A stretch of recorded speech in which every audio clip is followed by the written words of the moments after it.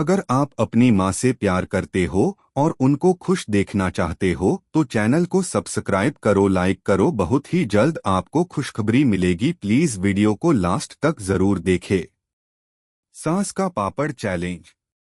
गांव के बाहर एक छोटे से घर में सास और बहू का रिश्ता बिल्कुल एक दूसरी दुनिया जैसा था। जहां एक और सास को अपनी बहू के लिए सख्त नियमों का पालन करना जरूरी लगता था, वहीं बहू को सास के साथ हंसी मजाक और थोड़ा सा आराम की तलाश थी।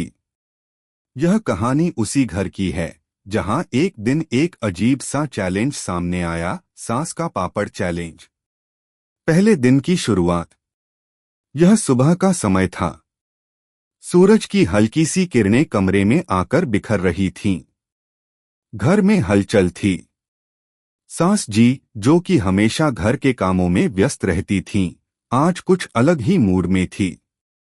वह रसोई में थीं और बड़े ध्यान से पापड़ के आटे को गूंथ रही थीं।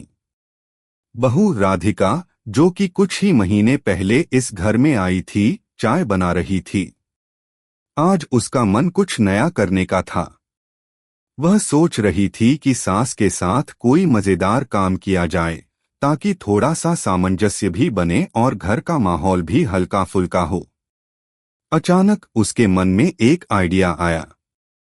उसने सास जी से कहा, माँ, क्यों न हम एक पापड़ बनाने का चैलेंज करें। सास जी ने चश्मा उतारते हुए राधिका की ओर देखा और मुस्कुरा दी। क्या कहा तुमने, पापड़ बनाने का चैलेंज?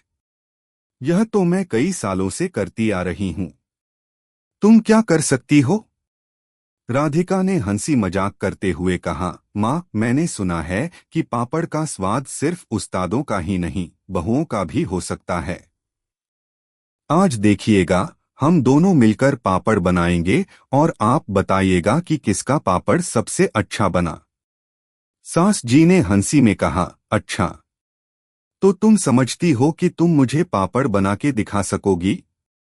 मैं तुम्हें देखती हूँ, वैसे ही गूंथने और बेलने में तुम मेरे मुकाबले कहाँ। चैलेंज की शुरुआत। राधिका और सास जी ने अपने अपने पापड़ बनाने की तैयारी शुरू की। राधिका ने आटा निकाला, उसमें मसाले डाले और गूंथना शुरू किया। सास जी ने भी अपने अनुभव से आटा तैयार किया और बेलन से बेलने लगी। दोनों के बीच हल्की सी खींचतान चल रही थी। माँ, आप तो बेलन ऐसे चला रही हो जैसे आटा बेलना नहीं, हथौड़ा चलाना हो, राधिका ने मजाक करते हुए कहा। सास जी ने झिझकते हुए जवाब दिया, तुम्हारे जैसे नई बहू को क्या समझाएं? बेलन में ताकत होनी चाहिए। तुम्हें तो सिर्फ नाजुक तरीके से चलाना आता है। राधिका हंसी में लोटपोट हो गई। माँ, ताकत नहीं, सॉफ्टनेस चाहिए। अगर पापड़ नरम नहीं होंगे तो स्वाद कहाँ से आएगा? सास जी ने एक मजेदार तरीका अपनाया और दोनों ने अपनी अपनी सुघड़ पापड़ बनाने की कला शुरू कर दी। राधिका धीरे धीरे बेलन से पापड़ का आकार देने लगी। कभी बेलन इधर, कभी उधर। कभी पापड़ चिपक जाता और कभी टूटने लगता। सास जी ने देखा तो हंसते हुए कहा, क्या तुम मुझसे मुकाबला कर रही हो या मजाक बना रही हो? राधिका ने पापड़ को संभालते हुए कहा, देखो माँ, यह सब अभ्यास का मामला है। जल्दी जल्दी अभ्यास से सब कुछ सिखा जा सकता है। पापड़ तलने का दौर। अब बारी आई पापड़ तलने की। सास जी ने पापड़ों को तेल में डाला और धीरे धीरे तला। उनका पापड़ हर बार की तरह परफेक्ट बना। रंग भी सुनहरा और आकार भी बिल्कुल सही। राधिका ने थोड़े चुपके से अपने पापड़ को तेल में डाला, लेकिन जल्द ही वह चिल्ला पड़ी, माँ, मेरा पापड़ तो जल गया। सास जी मुस्कुराईं और बोली, बेटा, तुम बहुत जल्दीबाजी कर रही हो। पापड़ को शांति से तेल में डालना चाहिए। ऐसा नहीं कि जल्दी जल्दी में पूरा चक्कर लगाओ और जल जाए। राधिका ने खुद को संजीदा करते हुए फिर से कोशिश की और इस बार उसके पापड़ अच्छे से तले गए।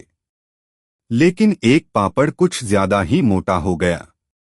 वह हंसी से बोली, माँ, यह क्या है? यह पापड़ या फिर रोटियां हो गई हैं? सास जी ने हाथ में पापड़ लेते हुए कहा, अच्छा, अब तुम खुद ही देख लो कि जो काम तुम करती हो वो सही तरीके से करो तो भी कुछ अलग ही होता है। दोनों के बीच हंसी का दौर जारी था। चैलेंज का फैसला। अंत में पापड़ों को ठंडा होने दिया गया। सास जी और राधिका दोनों ने अपनी अपनी पापड़ों को चखने के लिए रखा। राधिका ने सास जी से पूछा, तो माँ, किसका पापड़ ज्यादा अच्छा बना? सास जी ने मुस्कुराते हुए कहा, तुमने अच्छा किया, लेकिन मेरा पापड़ थोड़ा ज्यादा कुरकुरा और सुनहरा था। तुमने अच्छा किया, बस थोड़ी और मेहनत करो। राधिका ने जवाब दिया, माँ, अब तो मैं भी समझ गई हूँ। अगली बार तो पापड़ बनाने की जंग में मैं ही जीतूंगी। सास जी और राधिका दोनों की आंखों में एक नया रिश्ते का संदेश था, एकता, प्यार और थोड़ी सी हंसी मजाक के साथ किसी भी मुश्किल का सामना किया जा सकता है। निष्कर्ष। यह पापड़ चैलेंज केवल एक मजेदार खेल नहीं था, बल्कि यह एक सास और बहू के रिश्ते को और मजबूत करने का तरीका था। उनके बीच की छोटी छोटी झड़पें और मजेदार लम्हे उनके रिश्ते में बहुत कुछ बदल चुके थे। सास जी ने अब राधिका को अपनी बहू के रूप में पूरी तरह से अपनाया था और राधिका ने सास जी को अपनी जिंदगी का अहम हिस्सा माना था। उन्हें समझ में आ गया था कि न केवल घर की कामकाजी जिंदगी में, बल्कि हर छोटी बड़ी बात में एक दूसरे की मदद और समझदारी से ही रिश्तों को सशक्त किया जा सकता है। और इस चैलेंज ने यह भी साबित कर दिया कि चाहे जितने भी कठिन काम हो, अगर साथ में हंसी और थोड़ा सा मजाक हो तो किसी भी मुश्किल का सामना किया जा सकता है।